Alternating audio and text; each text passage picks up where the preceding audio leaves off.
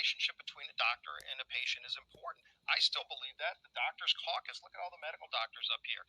One of the most sacrosanct relationships is the relationship between a doctor and a patient, and that's where the decision ought to be made.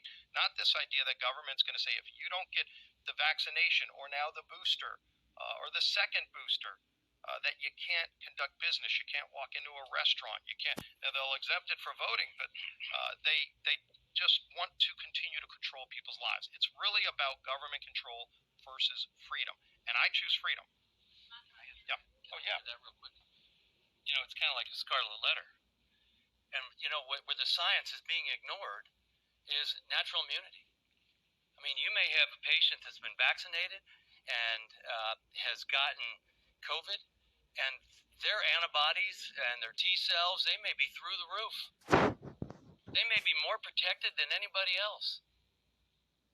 Yet you're putting these restrictions on people when their health is perfectly fine, and they're probably more protected than others.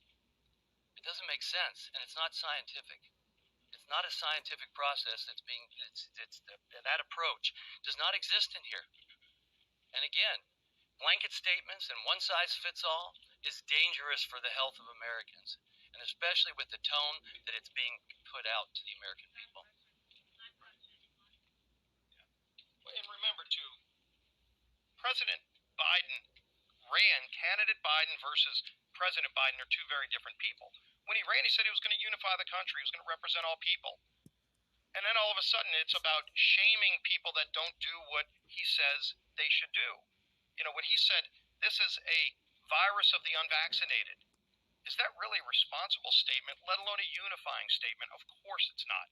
And it's those kind of mixed messages from this administration the whole last year that have created this problem to get worse. Yes? The American people deserve answers.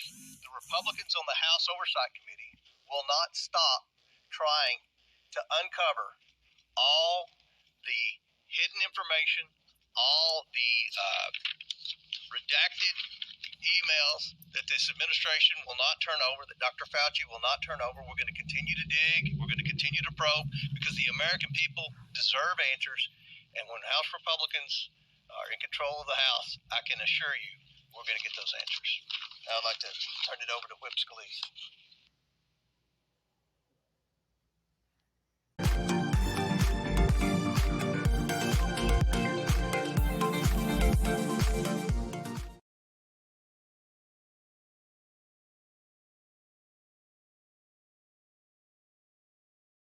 Millions of dollars in PPE sitting in the rain in San Mateo County, a familiar sight in San Benito County now. Thousands more boxes of PPE not only sitting outside in unwieldy stacks, but heading to the recycling center to be shredded. So what in the world is going on? ABC 7 News I-Team reporter Dan Noyes is back with an update to his exclusive investigation. Dan?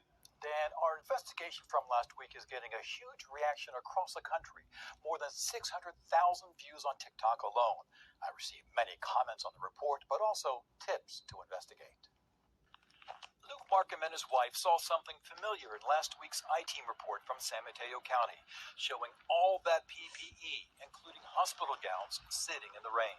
Hospital gowns in all different sizes. Here's size M. There's large. Of course, here's double XL. She's watching the video, and it's the same company, ICU Eyewear Corporation. She says, look, that's the same company as over on Sheldon Drive. If they're letting it sit out in the rain in San Mateo, what's going on over on Sheldon Drive? The Markhams messaged me, so I met them in Hollister yesterday, went to the ICU Eyewear warehouse, and found this. Thousands of boxes of PPE stacked high, containing millions of plastic face shields. Some of the columns on the verge of collapsing, and forklifts loading them onto flatbeds. I followed the trucks to a nearby recycling center and saw the face shields going to the shredder. To throw away PPE? That's outrageous. I'm a COVID survivor. This is still a pandemic. We are going into year number 3. This is not okay. Markham took his complaint to his county supervisor. B. Gonzalez is the board's chair. I discovered that these masks were being destroyed at the request of the federal government. Why would the federal government be requiring this county and this business to destroy face shields in a pandemic? That I couldn't answer you. And as I said, there's more questions that are answers.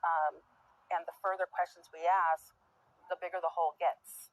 ICU Eyewear CEO Kirk Hobbs declined to be interviewed on camera or have a recorded phone conversation. He told me today the face shields are not being shredded on orders of the federal government. Hobbs says there was no market for that, that a staff looked for some place to donate the face shields but failed. I understand how bad this looks, he said. Optically, how wasteful this is. We didn't come to this place without trying. We put in a great deal of effort to find a place where they can be used. Supervisor Gonzalez is concerned about PPE being destroyed and about the impact on the county's landfill. We have an issue right now with our landfill in that we are in near the 15-year life capacity. So does this refuse that's being put into our landfill, does it belong somewhere else and not in San Mateo County? By shredding all that, Hobbs also told me ICU will be able to recoup some of the tariffs they paid to import the face shields from China. The story tips are coming in. Now, tomorrow, more PPEs, thousands of boxes sitting outside in yet another location. And if you have something that we should investigate, call me at 1-888-40-ITEAM or send a tip through our website, abc7news.com. Dan Allen.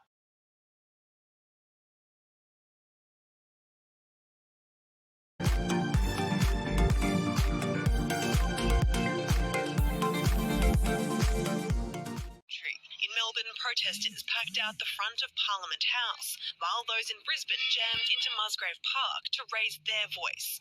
Not even the rain stopped people rallying in Adelaide. Fairly peaceful so far, but there is a heavy police presence. They're keeping a watchful eye, and they're ready for anything and everything. Including when they turned on us, the media.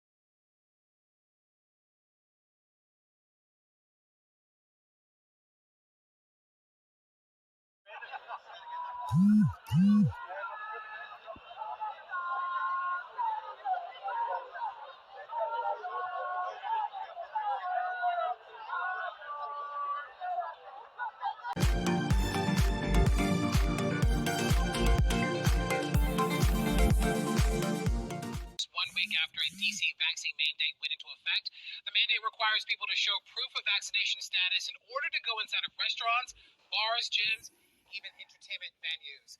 A lot of those activists are already in town, staying in hotels throughout the Commonwealth of Virginia. The group encouraged others not to book a hotel in DC because of vaccine mandates. John Henry spoke with some participants.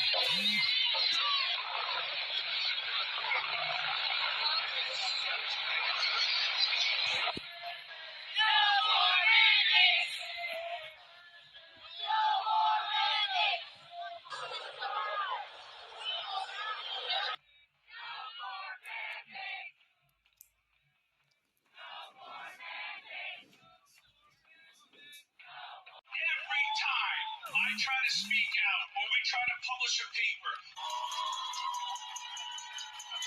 hospital administrators, government officials.